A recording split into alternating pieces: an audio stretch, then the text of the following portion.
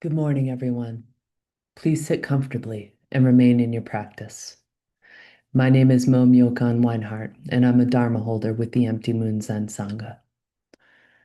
As many in our community are preparing to take the precepts in December, where they're going to publicly vow or commit to living an ethical life, I've been invited into a lot of deep and meaningful conversations about how these precepts show up in our lives and the many ambiguities, misunderstandings, gray areas, and challenges that precept practice brings to the surface.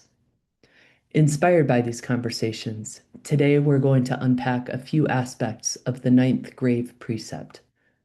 I take up the way of letting go of anger. Take a moment to reflect. What kind of relationship do you have with your anger?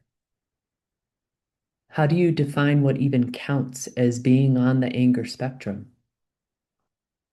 When you self-identify as actually being angry, where do you notice it in your body? These are important questions to hold. Some people get super mad super fast over seemingly small and inconsequential things. Some folks blow up and lash out when they're scared. Some people try keeping their anger at a distance or try to suffocate it under pillows of logical thought.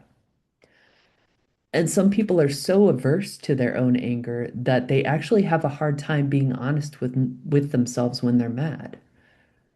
These are but a few of the Baskin Robin flavors we encounter. But let's keep digging. I tend to experience anger in two main categories, hot and cold. On the hot spectrum, anger is a fire. Sometimes it explodes very suddenly, but then poof, dissipates just as quickly. Sometimes it's like a deep, brooding burn, like lava churning in a volcano.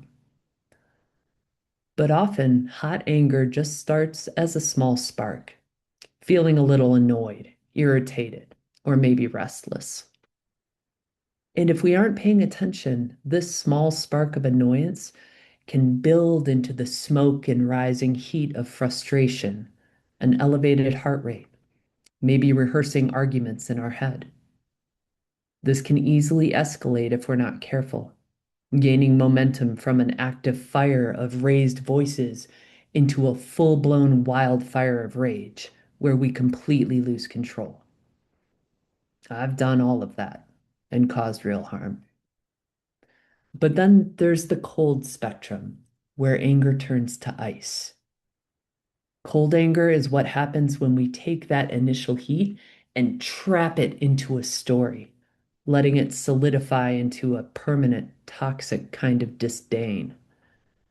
Here, anger can begin as a small chill, perhaps becoming aloof or dismissive or a bit guarded. Over time, it can harden into the frost of resentment and grudges. It can escalate to become an icy, weaponized silence. And at its most extreme, it can be a glacial feeling of deadened, apathetic numbness towards others. But just in case your definition of anger is limited to the more extreme ends of these spectrums, either, the screaming match or the total freeze out, let's open this up. We have to pay attention to the small sparks and chills too, because at its core, anger is rarely a primary emotion. It almost always serves as an emotional bodyguard for something more vulnerable, like fear or grief or powerlessness. To practice this precept means noticing our tendencies, whatever they might be, and getting curious. What does your anger actively try to protect?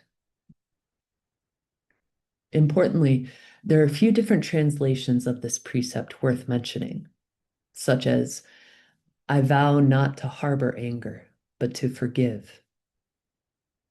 A follower of the way dwells in equanimity, does not harbor anger or ill will. Or, I vow not to indulge anger, but to actualize harmony. I love these variations. They all point to the exact same thing, but they contain multitudes of nuance and a multitude of places to get stuck. Notice the language, equanimity, letting go, harmony. Reading these translations, it is so easy to fall into the trap of thinking that this precept is telling us that anger is a failure of our practice, that to be a good Zen student or to be a good person means that we actually aren't supposed to feel angry at all. But how does that make sense? That stance fundamentally rejects a natural part of the human experience. It fundamentally rejects an aspect of us. We can sit here on our cushions all day long and vow not to harbor ill will, but then someone cuts in front of us in line, or disrespects us, or hurts someone we love. Suddenly, the jaw clenches, the chest gets tight, the blood gets hot. In that moment, a Zen student might kind of panic, thinking, shit, I'm angry again. I'm breaking the precept. I need to clean up my mind. But that is not what this practice is. As the lay Zen teacher Barry Magid writes in his book, Nothing is Hidden, we presume that there's a state of equanimity hidden under a layer of emotional detritus that we want practice to clear away. But thoughts and emotions are not defiling our minds. They are our mind. We need not remove them, but only see them for what they are. The mind cannot be defiled by its contents. Our task is not to create this state of affairs, but to see it is already here. The mind cannot be defiled by its contents. This is critical. Many people come to Zen believing that there's some hidden state of perfect equanimity hiding underneath their hot mess of thoughts and emotions, and that practice will help us clean all that crap up and then discover the calm, peaceful waters buried underneath. But as Barry says, thoughts and emotions are not defiling our minds. They are our mind. We need but see them for what they are. Our practice is to notice and experience them without judgment. To be awake is to be fully human. And being fully human means getting angry sometimes. This precept is not asking us to stop feeling. It's asking us to stop being blindly controlled by the feeling. There is no such thing as good or bad emotions. They're just our internal weather. It's a constant stream of biological and energetic signals. In fact, anger can be an incredibly powerful tool.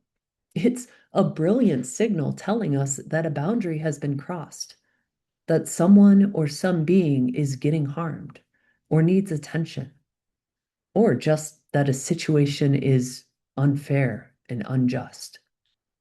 It provides the fierce, necessary energy to stand up, to speak up, to take action. I mean, this helped women earn the right to vote. It helped launch and sustain the civil rights movement and so much more. And those are big societal examples, but I wonder what examples come to mind in the context of your own life? When properly channeled, anger can be fuel for compassionate action. But if feeling angry isn't the problem, why is this a precept in the first place? Well, the harm comes in like a wrecking ball, not from feeling angry, but when our ego hijacks that physiological intensity and uses it to lash out, punish, or destroy. That's where the harm crashes in. And this is where the magical gap of practice comes into play. Allow me to use a quick story as a crowbar to pry this gap open. Just imagine that there's a rambunctious pair of kittens running around your house like maniacs. Hyperactive, adorable, full of yummy treats, and getting dangerously underfoot. This is purely hypothetical, of course. I don't know anyone with two new kittens. And just as you sit down to dinner, they fly across the dining room table, chasing one another, and knock your meal onto the floor. You are pissed. Your face instantly flushes. Your jaw clenches. And thankfully, you notice all of this happening in real time. That is the gap, what Diane Rossetto calls the dead spot in her book, Waking Up to What You Do. It's this brief moment between something happening and thoughts and feelings arising and taking action. In the kitten example, it's that brief moment between feeling the anger rise up, but before saying or doing anything. This gap is a ripe opportunity for practice, for paying attention. What will you actually do? Will you react out of that anger, slamming your fists on the table and yelling at the cats? Or will you manage to take a beat, take a breath, and perhaps respond with more intention? When it's just you and the kittens in your dining room, me and the kittens in the dining room, the stakes feel relatively low. It's a private moment. But the reason we practice finding that gap with the cats, or when the internet goes out, or when we're sitting zazen, is because of what happens when we step out the front door. We do not practice in a vacuum. The way we engage our anger in private reinforces how we're likely to handle it around others. And when that same fire flares up in front of our partner, our coworkers, or our community, the stakes are infinitely higher. Whether we realize it or not, our actions are contagious. Every time we let our ego hijack our anger, and every time we manage to find that magic gap and pause, either way, we're actively modeling how to deal with it to other people. For better or worse, we're constantly shaping and influencing those around us. Our challenge, our commitment in this practice, is to embody compassionate action in the midst of raw, intense emotions whenever we can. Many years ago, when I was in early childhood education, I was lucky to encounter that dead spot during a very difficult moment, and it profoundly opened my eyes to the power of that gap and to the surprising and often invisible power of the influence we have on others. I was teaching kindergarten at the time, and I had this bright, spirited 6-year-old student named Layla who was having a rough day. She'd been pushing boundaries and buttons all morning. And by lunchtime, I was exhausted and irritated. And Layla chose that exact moment to mouth off and say something incredibly rude to me. I was genuinely surprised at how angry I got, like hot angry. It was like a spark suddenly hitting gasoline. My face flushed, my eyes narrowed, and my mind was absolutely screaming. It genuinely took me aback. I was standing in the middle of a room filled with 5 and 6-year-olds, and the entire class went dead silent. Every single child sat still, watching me, waiting to see what I would do. I closed my eyes, I clenched my hands, and I took a deep breath. Layla immediately felt bad and started to say, "Momo, I'm sorry, it's just that..." I held up my hand to stop her. "Layla, I am really upset right now, and I'm hurt by what you said. I need to cool down before we can talk. Just give me a minute." And I did. I sat down in the middle of the classroom and just breathed. I felt the heat start to die down. I was thankfully able to let the anger move through me without acting on it, and after a minute or two, those flames subsided. I asked Layla to come sit with me on the floor, and we worked it out. Now, fast forward 3 weeks, which, by the way, is roughly forever for a 6-year-old. The class and I were outside, and I noticed from a distance Layla getting into a heated argument with another little girl in the sandbox. I hung back and watched. Layla's face got red. She stood up and stomped her feet dramatically. Then she suddenly turned around, marched away from the sandbox, and sat down under a nearby tree. 5 minutes later, she walked back over to the little girl in the sandbox, and the two of them started playing again. Later, I asked Layla what had happened. She looked at me and said, Emma stole my dump truck and wouldn't give it back. She made me really angry. So I had to go cool down by myself for a few minutes before we could work it out. Just like you. I was seriously blown away. I'd never seen Layla self-regulate like that before, and it shook me, but in a good way. Whether we realize it or not, our actions are constantly teaching and influencing the people around us, regardless of their age. Layla didn't learn how to handle her anger because I gave some lecture on equanimity and forgiveness. She learned it by watching me stand in the middle of a classroom, burning mad, and choosing to take a breath and cool down instead of lashing out at her. I'm grateful I found the gap in that moment. It does not always go that way, but we practice, we notice, we do our best to respond with intention instead of blindly reacting. We don't take up this precept to stop feeling angry. To be awake is to be fully human. And to be fully human means catching fire sometimes. We take up this precept so that when the spark inevitably hits the gasoline, we hopefully don't burn the whole house down. No. We take up this precept to help us face our emotions honestly, drop the stories, find the gap, and open our hearts ever more fully. There is no perfect state of equanimity waiting for you. There is just this messy, ordinary mind and the choices we make within it. This is the way.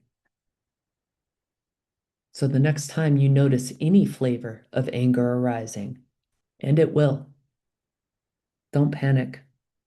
Don't judge it. Don't suppress it. Take a beat. Take a breath. Genuinely feel the heat or the chill.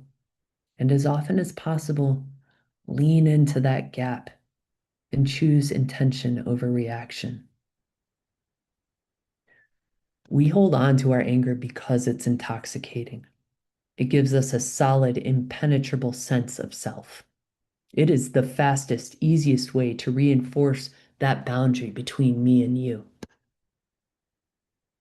Bodhidharma said, self-nature is inconceivably wondrous. In the Dharma of no self, not postulating a self is called the precept of refraining from anger. Let that sink in. You cannot have anger unless there is a small self there to be offended, a self to be disrespected, an ego to defend. Not investing in the idea of a separate self frees us. This precept asks us to dismiss the bodyguard protecting the ego and simply stand out in the open. So I leave you with the very same question we started with today. What kind of relationship do you have with your anger? And when it arises, Can you meet it with enough curiosity and intimacy to encounter what your ego is trying to protect? Can you meet it with enough curiosity and intimacy to discern compassionate action? I take up the way of letting go of anger, of not harboring ill will, of forgiving freely and recognizing that the boundary between me and you was always an illusion. I take up the way of actualizing harmony. We take up this way together. Thank you for your practice, Bodhisattvas.